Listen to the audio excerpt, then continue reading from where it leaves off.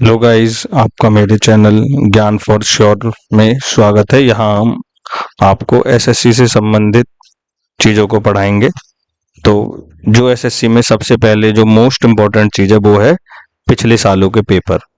अब हम स्टार्ट करेंगे विद 10 क्वेश्चन सीरीज, जिसमें हम आपको क्वेश्चंस के साथ साथ कॉन्सेप्चुअल क्लैरिटी भी देंगे।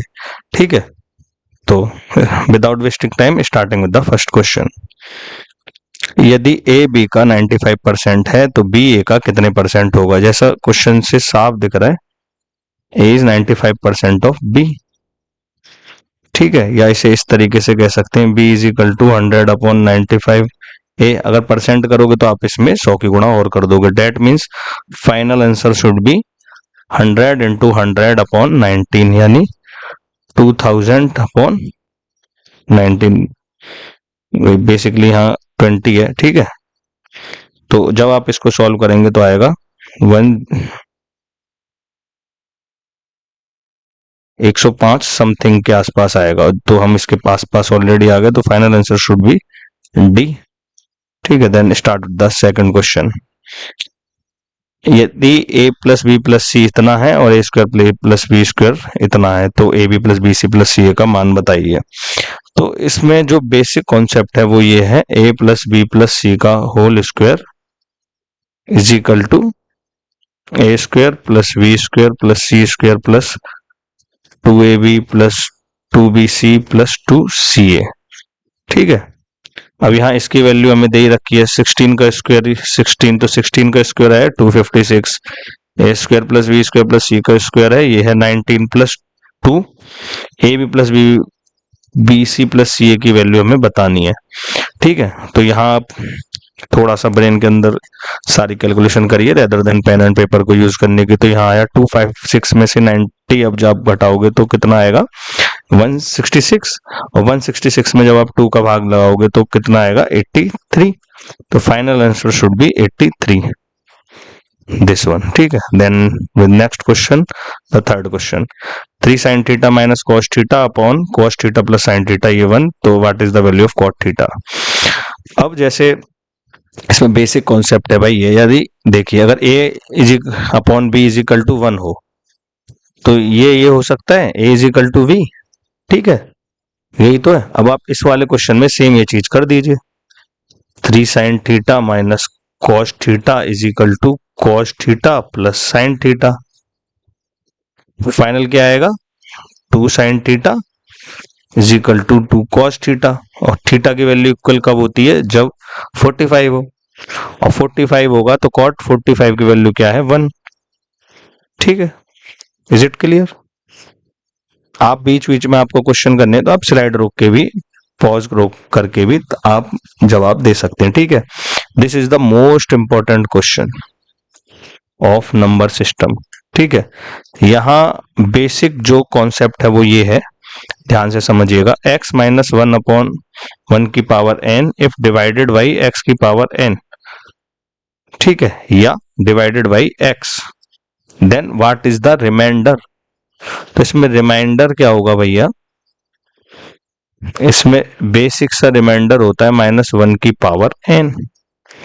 ठीक है, इसमें रिमाइंडर होगा -1 की पावर n। अब क्वेश्चंस को हम समझने की कोशिश करते हैं। क्वेश्चन में है 265 की पावर 4081। ठीक है, 265 की power 4081 divided by 266।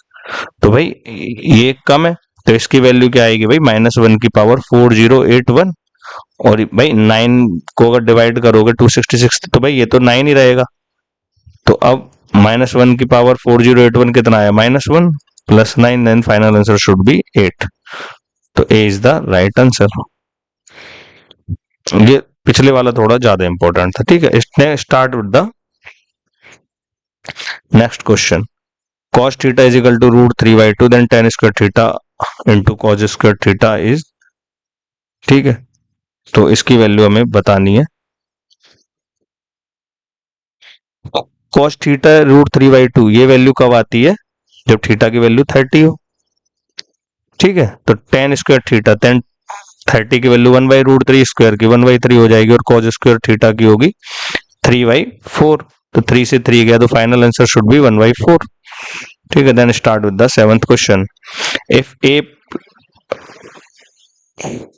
Plus B plus C, I think ये वाला क्वेश्चन मैं करा चुका हूं। Then move on to next question.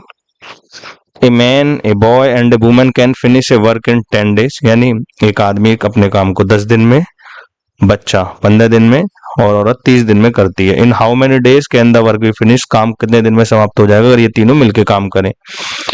इसमें सीधा फॉर्मूला भी होता है, लेकिन फॉर्मूले से थोड़ा कॉम्प्लिकेटेड हो सकता है। मैं आपको इजी वे में बताना चाह रहा हूँ। भाई देखो, मैन एक दिन में कितना काम करेगा, यानी 1/10। अगर मैं इसे परसेंटेज में निकाल लूं कितना काम करेगा भाई, 10%। बॉय कितना काम करेगा भाई, 1/15। कितने परसेंट हो गया, 6.66%। ठीक है, और वुमेन कितना काम करेगी भाई, 1/30। परसेंटेज में निकालू 3/3%। ठीक है, अगर मैं इन सबका टोटल कर दूं, मैन, वुमेन और बॉय का, तो ये कितना आएगा 20%, यानी ये तीनों एक दिन में 20% काम कर देते हैं 1 डे में। ठीक है,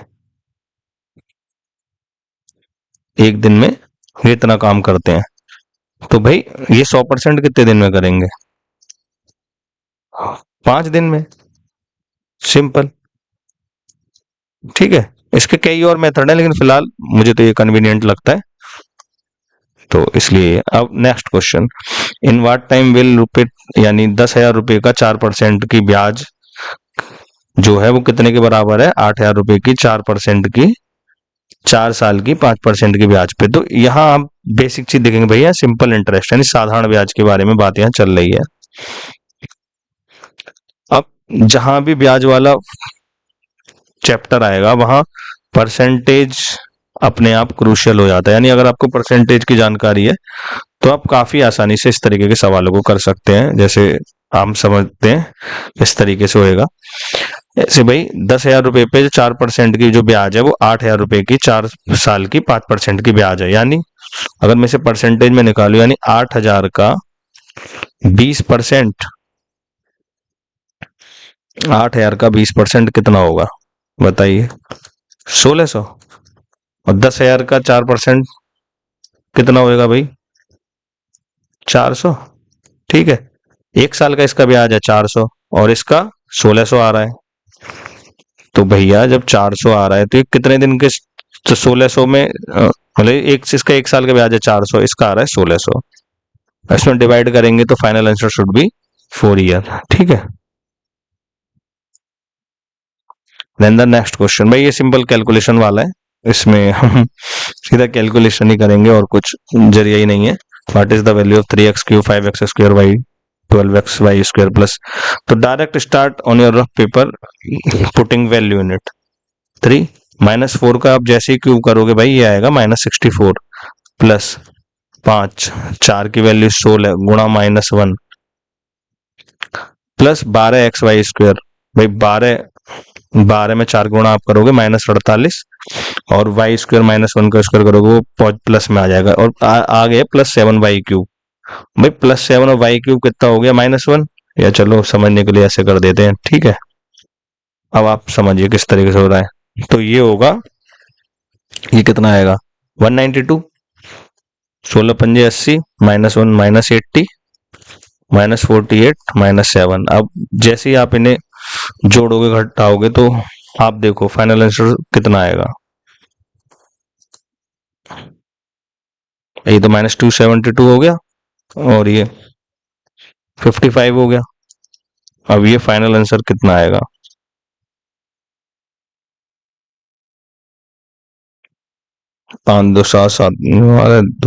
फाइनल आंसर -327, यानी राइट आंसर इज डी। ठीक है, then move on to next question.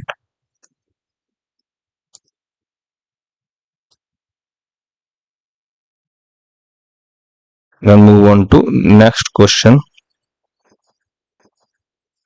11। यदि 4 नंबर 39, 117, 17 और 22 अनुपात में है तो y की वैल्यू क्या है। भाई बेसिक सा क्या है, 39 और जो 117 में रेशियो है वही 17 और 22 में होगा। तो 39 दिया 117, 17 का 3 कितना होगा 51, राइट। तो right answer should B 51। But इसका बेसिक कॉन्सेप्ट क्या है जिन तो थोड़े लोगों को मैं समझा दूं, जैसे A ratio B is equal to C ratio D, then यहाँ क्या होगा एक्सटर्नल जो एलिमेंट है इनकी मल्टीप्लाइकेशन प्लस इंटरनल का मल्टीप्लाइकेशन इक्वल होगा, that means A D is equal to B C. ठीक है, आप इस तरीके से भी इसको निकाल सकते थे। ठीक है, यानी आप y की वैल्यू सीधे इस तरीके से भी निकाल सकते थे 177 इंटू 17/39। ठीक है, तो मैंने जल्दी से वो कर दिया। नेक्स्ट क्वेश्चन दी, इस तरीके के क्वेश्चन काफी इंपॉर्टेंट होते हैं सीजीएल में या सीएचएसएल में या रेलवेज में। अब इस तरह के क्वेश्चंस को हम समझेंगे। 7v माइनस 1/4v ये दे दिया, और भाई यहाँ ये वाला जो पद है पहला बना दिया इसे, और ये वाला जो पद है इसे बना दिया सेकंड। अब ये थोड़ा कॉन्सेप्चुअल क्लैरिटी की हमें यहाँ जरूरत पड़ेगी। ठीक है, अभी आपको मैं एक फॉर्मूला आप सबको ही पता है, a माइनस वी का whole square is equal to A square plus B square minus 2ab, ये तो सबको पता है ना भाई। ठीक है, अब इस वाले क्वेश्चंस में ये चीज का यूज होते हुए देखेंगे। 7v माइनस 1/4v, अगर मैं इसमें 4/7 की गुणा कर दूं भाई, 4/7 की मैं इसमें अगर गुणा कर दूं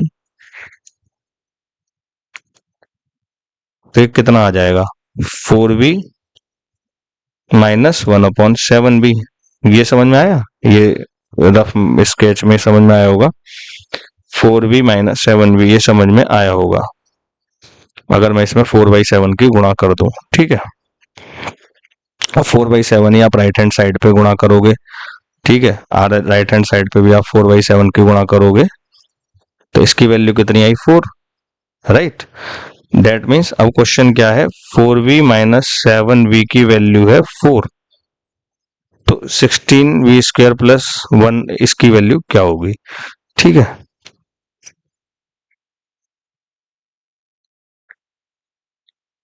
इसमें बेसिक यहां तक ही आना इंपॉर्टेंट था। अब तो अब देखिएगा कितनी आसानी से सवाल हो जाएगा।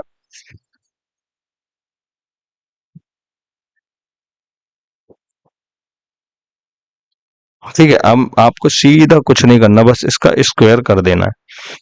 ए माइनस बी का square equal to A square plus B square minus 2ab भाई 2 इंटू 4 इंटू 1/7 भाई बी से भी कट जाएगा, और 4 का स्क्वायर 16। अब इसकी वैल्यू आपको बतानी है, तो इसकी वैल्यू कह दे 16 प्लस 8/7। 16 सत्ते 112 और 8 120/7, यानी राइट आंसर इज सी। ठीक है, थैंक यू गाइस, एंड मेरे चैनल ज्ञान फॉर श्योर को आप अपना प्यार दीजिए, और आगे भी मैं फ्यूचर में ऐसी चीजें डालता रहूंगा। ठीक है, और आपको कोई और दिक्कत हो आप कमेंट सेक्शन में बताइएगा। Thank you so much.